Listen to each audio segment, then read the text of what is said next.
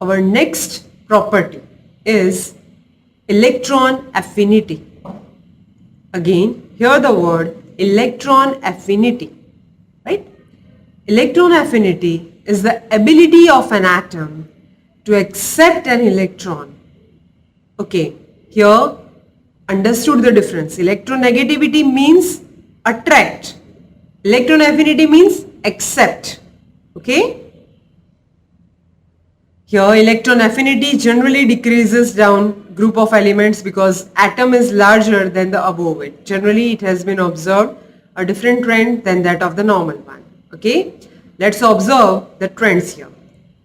So when we move from left to right, it increases, and when we move from top to bottom, it decreases.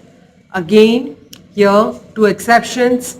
One is noble gases, second one is lanthanide actinide series. Okay. Next one or next periodic property that we will study here is atomic radius and sizes.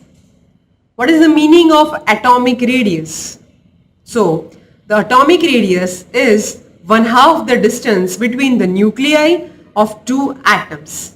Just as we decide the radius is half of the diameter of the circle, right?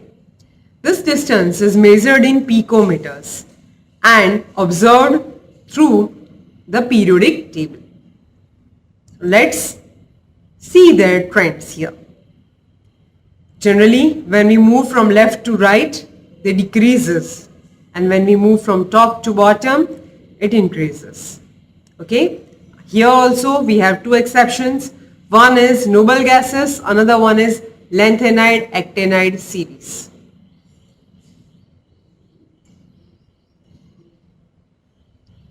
Now, let's move on to the next periodic property, which is oxidation states.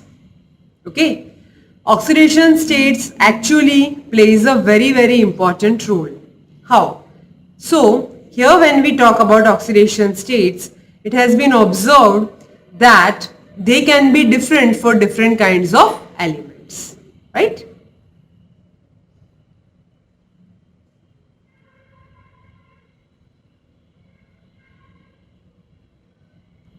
Next one is atomic radius and sizes. Next we will learn in our next session.